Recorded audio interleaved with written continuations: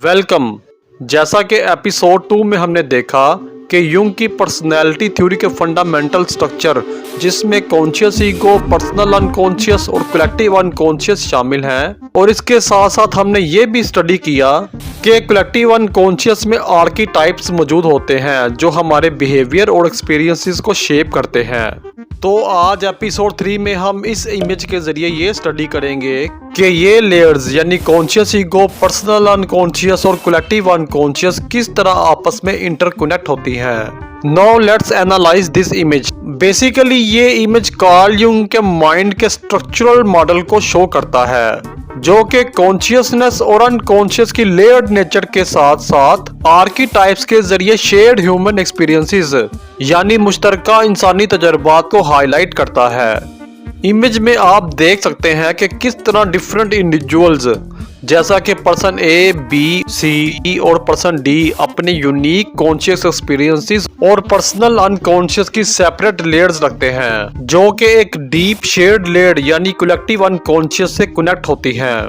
Image में हम हर layer और एलिमेंट को डिटेल में देख सकते हैं। तो इस सिलसिले में सबसे पहले हम इमेज में कॉन्शियस ईगो को एक्सप्लोर करते हैं। कॉन्शियस ईगो इस स्ट्रक्चर की टॉप लेयर है जो कि कॉन्शियस माइंड को शो करती है। यहाँ इमेज में हर इंडिविजुअल जैसे कि इंडिविजुअल ए, बी, सी और इंडिविजुअल डी को रिप्रेजेंट किया गया है और इनमें से हर इंडिविजुअल अपना यूनिक कॉन्शियस माइंड रखता है।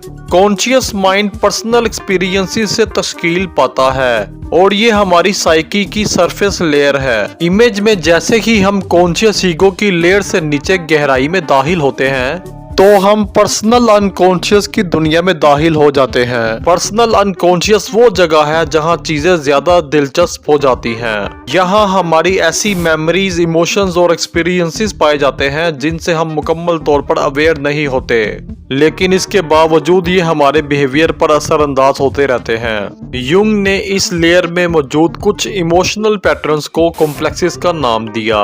मिसाल के तौर पर इंडिविजुअल ए में मौजूद पावर कॉम्प्लेक्स जो कि इंडिविजुअल को हर सिचुएशन में कंट्रोल हासिल करने की कोशिश पर मजबूर करता है। इसी तरह इंडिविजुअल बी में मौजूद सिक्योरिटी कॉम्प्लेक्स स्टेबिलिटी यानी इस्तेहकाम की डीप नीड को जाहिर करता है। इंडिविजुअल सी में मौजूद लव कॉम्प्लेक्स रिलेशनशिप्स और कनेक्शंस पर असरअंदाज हो सकता है और इंडिविजुअल डी में मौजूद इंफीरियोरिटी कॉम्प्लेक्स एहसास कमतरी पैदा करता है। लिहाजा ये कॉम्प्लेक्सेस हर शख्स के लिए यूनिक होने के साथ साथ कॉन्शियस ईगो की सरफेस के बिल्कुल नीचे मौजूद होते हैं, लेकिन ये हमारे थॉट्स, फीलिंग्स और एक्शंस को मजबूती से शेप करते हैं। अगर कलेक्टिव अनकॉन्शियस की बात की जाए तो इस पॉइंट पर यूंग की जीनियस रियलिटी में शाइन करती है। इमेज में अगर हम फोकस करें तो कलेक्टिव अनकॉन्शियस पर्सनल अनकॉन्शियस के नीचे मौजूद है और ये माइंड की एक शेयर्ड लेयर है जो कि पूरी ह्यूमैनिटी को आपस में कनेक्ट करती है। Collective unconscious universal symbols, instincts और एक्सपीरियंसेस का एक वसी समंदर है और ये वो जगह है जहां हमें आर्कीटाइप्स मिलते हैं जो कि यूनिवर्सल इमेजेस और आइडियाज होते हैं जो हमारे बिहेवियर को तश्कील करते हैं। मिसाल के तौर पर persona, shadow, anima and animus और सेल्फ वगैरह। अगर कलेक्टिव अनकॉन्शियस की मजीद डेप्थ में जाया जाए तो यहाँ हमें मदर और स्प्रिंग बीइंग इमेजेस मिलते हैं। मदर इमेज नर्चरिंग और केयरिंग को शो करता है जबकि spring being image higher ideals यानी आला नजरियात और स्पिरिचुअलिटी को शो करता है। इमेज को अगर हम बिग पिक्चर यानी मजमूई मंजर के हवाले से बात करें तो ये इमेज हमें ये याद दिलाता है कि किसी का भी माइंड आइसोलेटेड यानी अलग थलग नहीं होता। अगरचे हम सब के कॉन्शियस एक्सपीरियंसेस और पर्सनल अनकॉन्शियस की लेयर्स यूनिक हैं, लेकिन हम सब कलेक्टिव अनकॉन्शियस के जरिए आपस में कनेक्टेड हैं और यूंग के मुताबिक यही कनेक्शंस हमें शेयर्ड ह्यूमन इंस्टिंक्ट्स, नॉलेज और मीनिंग फराहम करते हैं।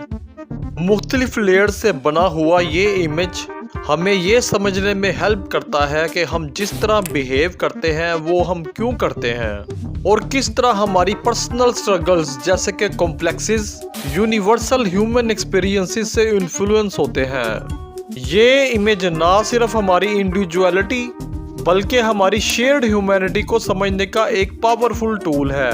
लिहाजा जब भी आप इस इमेज को देखें तो इसे माइंड का एक मैप के तौर पर समझें, जो हमें ये दिखाता है कि हमारे पर्सनल एक्सपीरियंसेस और अनकॉन्शियस ड्राइव्स किस तरह किसी बड़ी चीज यानी ह्यूमैनिटी की कलेक्टिव स्टोरी के साथ कनेक्टेड है।